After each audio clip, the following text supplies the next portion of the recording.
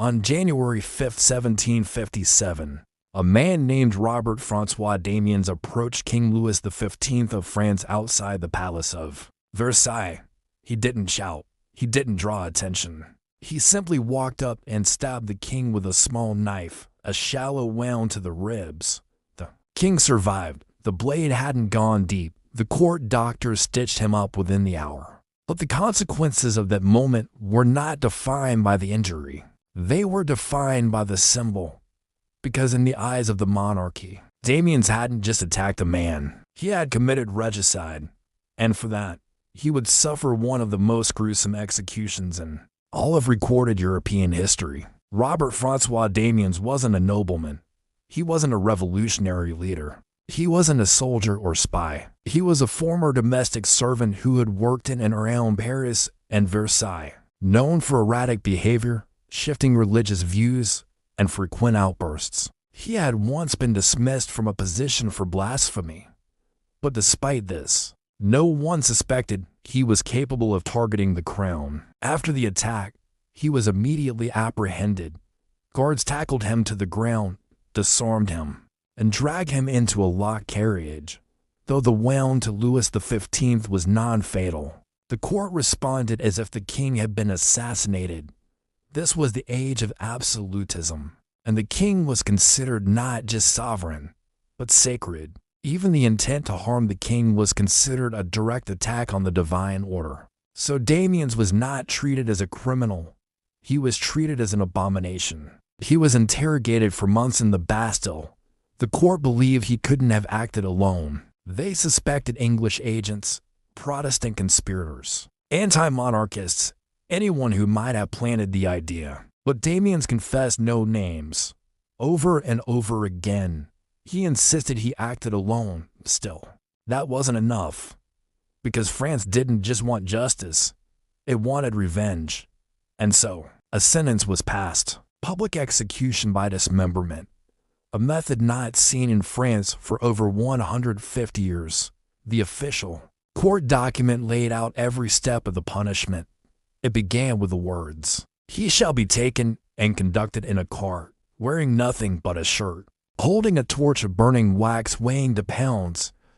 But that was only the beginning. He would be brought to the Place de Grève, the public execution square in Paris. There, before thousands of onlookers, his flesh would be burned with sulfur, his skin torn with red-hot pincers, and boiling oil, molten lead, and resin poured into the wounds. And only then, after hours of torture, would his arms and legs be tied to 4 horses, positioned at each corner of the square. The horses would pull, slowly, in opposite directions, until he came apart. It was not execution. It was destruction. On March 28, 1757, nearly 3 months after the stabbing, the execution began. Damiens was led to the square by guards in ceremonial dress. The crowd had been gathering since dawn. Some reports say tens of thousands watched. The elite had balcony seats. The poor climbed rooftops for a view. Everyone knew what was coming. He was stripped naked and bound to a large wooden platform. First, the sulfur was ignited on his chest and arms, causing immediate blistering. The pincers came next, red hot from the fire. They clamped down on his thighs, chest, arms, and sides, ripping away chunks of flesh. Eyewitnesses described skin being torn off in strips, revealing muscle and bone. He screamed, begged, prayed, but the pain kept coming. Then, molten lead and boiling oil were poured into the open wounds. His body writhed against the restraints. The executioners were instructed not to kill, only to hurt, and they obeyed.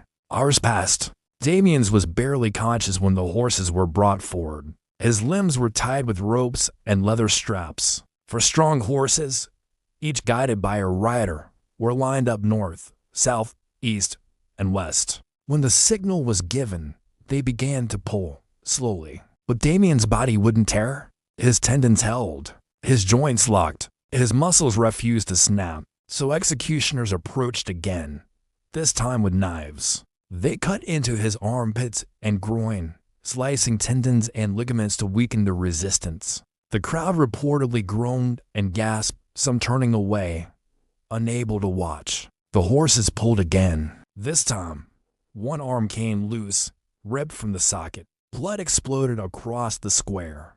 Then the second arm, then one leg, and finally, the last. What remained on the platform was no longer recognizable as a human being. And even then, they were not done. The remains of Robert-François Damiens were gathered into a pile and burned in front of the crowd. His ashes were thrown into the wind. His name was ordered to be erased from all records. His family was forbidden to use the name Damiens again.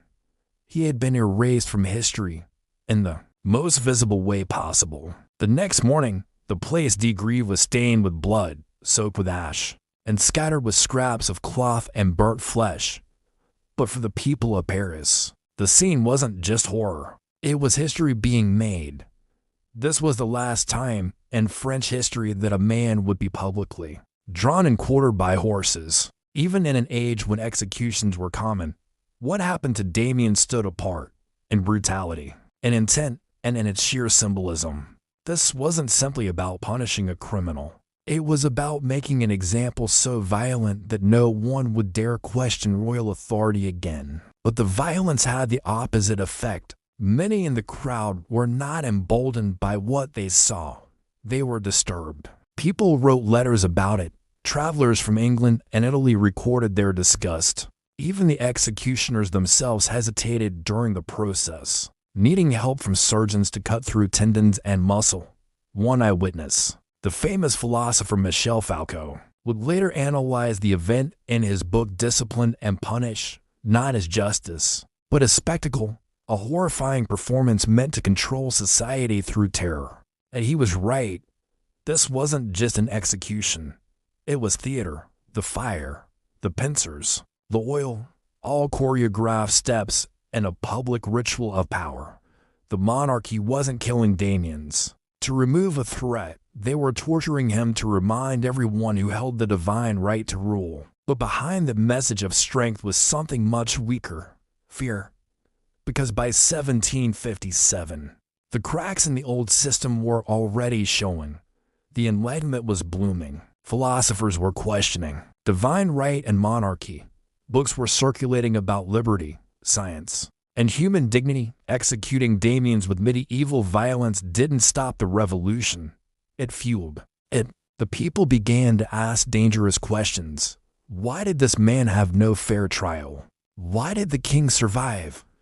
But the punishment was worse than death. What kind of justice burns a man before tearing him to pieces? And who decided this was right? Robert-François Damiens became a symbol of everything that was broken in the French justice system. And within 30 years, those questions would boil over into revolution. In 1789, the monarchy that had ordered his destruction would face a judgment of its own. King Louis XVI, the grandson of Louis XV, would be executed by guillotine in front of a similar crowd. The crowd that once screamed at Damiens' agony would later cheer as the monarchy fell. The revolutionaries remembered. They remembered Damiens not as a hero, but as a catalyst, a man who lit the first match, even if he never lived to see the fire. We still don't fully understand why he stabbed the king. Some believe it was religious confusion. Others think he was mentally unstable. But his motivations are less important than what came next. Because what France did to him wasn't justice.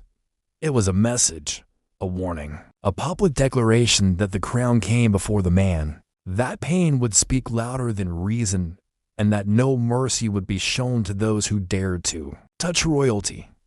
But no regime can survive forever on blood alone. And the monarchy that tore Damiens apart would itself be torn apart, not by horses, but by revolutionaries armed with the memory of every injustice, every torture, and every scream that echoed across centuries. Today, there are no monuments to Robert-François Damiens. His name is still largely missing from French textbooks. His ashes were thrown to the wind, and his family erased. But his death is still studied by scholars, philosophers, and historians who understand what it truly represented: the end of one era of brutality and the beginning of another kind of resistance. Because history remembers more than kings. It remembers the broken bodies, the shattered silence, and the people who were crushed, not because they were powerful, but because they were dangerous to power. This was the story of Robert-François Damiens, and this is Torture's Room, where justice was never blind. It stared you down and tore you apart.